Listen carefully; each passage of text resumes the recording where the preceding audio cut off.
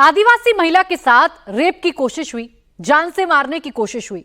इसके बाद तेलंगाना का आसिफाबाद सुलग उठा। कोलकाता से डॉक्टर बेटी से दरिंदगी पर लोगों का गुस्सा शांत नहीं हुआ। उससे पहले आसिफाबाद के जैनूर में आदिवासियों का गुस्सा फूट पड़ा।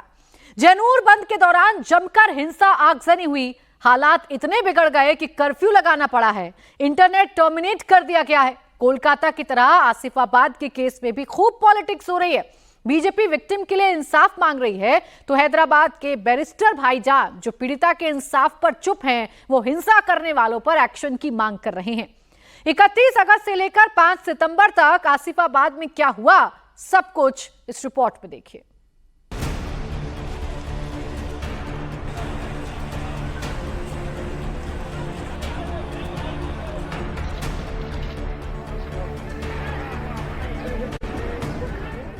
तो 1000 लोग गांव में घुस गए।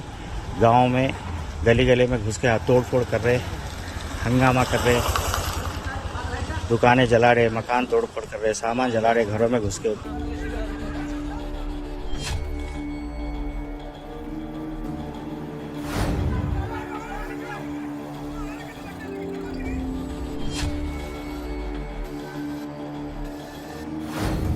जो भी वायलेंस में इंडल्ज कर रहा है उनको पूरों को पकड़ने की जरूरत है। ऐसा नहीं हो सकता कि जो चाहे किसी के दिल में आ जाए और मैं हरकत कर लूं। मैं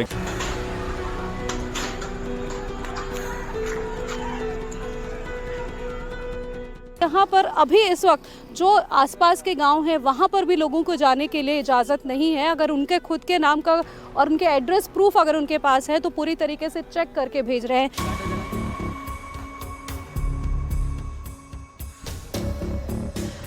पुलिस का भी कहना है कि अभी कितने दिन इस तरह के हालात रहेंगे ये कहना मुश्किल है। पूरी तरीके से एक छावनी के तौर पर इस पूरे इलाके को बदल दिया गया है। तस्वीरें तेलंगाना के आसिफाबाद के जैनूर गांव की है, जहां बुधवार को हिंसा की ऐसी आग सुलगी जिससे धुआं अब भी उठ रहा है।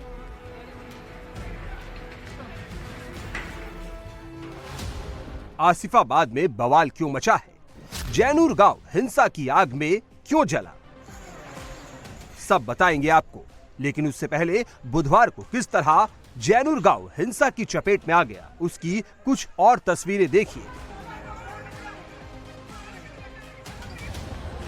सड़कों पर भीड़, चारों तरफ शोरगुल और हंगामा,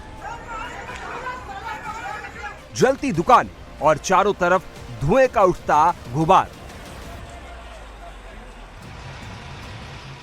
बुधवार को तेलंगाना का जैनूर गांव इसी तरह सुलगता रहा और मुस्लिम समाज और आदिवासी समाज के बीच टेंशन पूरे पीक पर पहुंच गया। दरअसल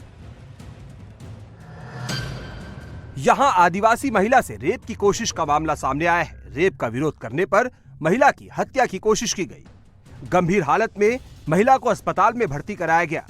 पुलिस के सामने पीड़ित महिला ने बयान दर्ज कराया है। रेप का आरोप मुस्लिम ऑटो ड्राइवर पर लगा है, जिसके बाद ऑटो ड्राइवर के गांव पर गुस्साए लोगों ने अटैक कर दिया।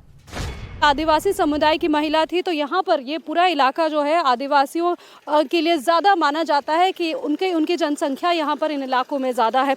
तो उनकी तरफ से बंद का ऐलान किया गया था कल, और जो दूसरा समुदाय है उनकी तरफ से भी, क्योंकि ऐलान किया गया था कि बंद का ऐलान किया जाए, उसके बावजूद जो दूसरा समुदाय है, जो ऑटो ड्राइवर जिसने घटना की है, जिसको अरेस्ट भी किया गया है, उस समुदाय के लोगों ने बंद का पूरी तरीके से पालन नहीं किया और दुकानें खोली, जिसके बाद यहाँ पर उन दुकानों के साथ तोड़फोड़ की गई और जो गाड़ियां हैं वो फूकी गई और बहुत ही हालात जो है खराब हो गए थे। आदिवासी महिला के साथ यौन उत्पीड़न मामले में आसिफाबाद के जैनूर गांव में हिंसा भड़क उठी, लेकिन इसके पीछे की पूरी टाइमलाइन 31 अगस्त को ही शुरू हो गई थी। 31 अगस्त को आदिवासी महिला गंभीर हालत में मिली, जिसके बाद इसे एक्सीडेंट का केस मानकर महिला को अस्पताल में भर्ती कराया गया। लेकिन 1 सितंबर को पीड़िता के भाई ने पुलिस में शिकायत दी, जिसके बाद पुलिस ने मामले की जांच शुरू की। 2 सितंबर को पीड़िता को होश आया और पीड़िता ने पुलिस को अपना बयान दर्ज कराया। पीड़िता ने रेप और हत्या की कोशिश के बारे में पुलिस को बताया। 4 सितंबर को आदिवासी समाज के लोग सड़कों पर उतर गए और आरोपी मुस्लिम ड्राइवर के गांव पर अटैक कर दिया। इस मामले में पीड़ित आदिवासी महिला ने पुलिस में क्या बयान दर्ज कराया बताएंगे आपको। उससे पहले इस मसले पर ओवैसी ने क्या कहा है ये सुनिए। जो भी वायलेंस में इंडल्ज कर रहा है उनको पूरों को पकड़ने की जरूरत है। ऐसा नहीं हो सकता कि जो चाहे किसी के दिल में आ जाए और मैं हरकत कर लूं, मैं किसी के घर पे जाके मोटरसाइकिल को डैमेज करूं या घर को डैमेज करूं या किसी की वो जला दूं। मैं कानून की सुप्रीमेसी होनी चाहिए, रूल ऑफ लॉ की सुप्रीमेसी होनी चाहिए। ऐसा नहीं हो सकता कि कोई मॉब आए और जो चाहे मनमानी कर ले। आसिफाबाद का जैनूर गांव आदिवासी बाहुल्य है और इस घटना में जो पीड़ित है वो आदिवासी महिला है, जबकि आरोप शेख मुकदम पर है। यही वजह है कि पूरे इलाके में सांप्रदायिक तनाव फैल गया। उधर पीड़िता ने जो बयान दर्ज कराया उसके मुताबिक वो जैनूर गांव के पास ऑटो का इंतजार कर रही थी।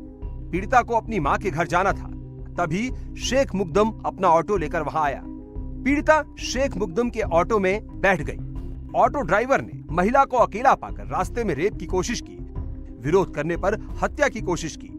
बाद में महिला को मरा समझकर सुनसान रोड पर फेंक दिया ताकि लोगों को लगे कि लड़की का एक्सीडेंट हुआ है।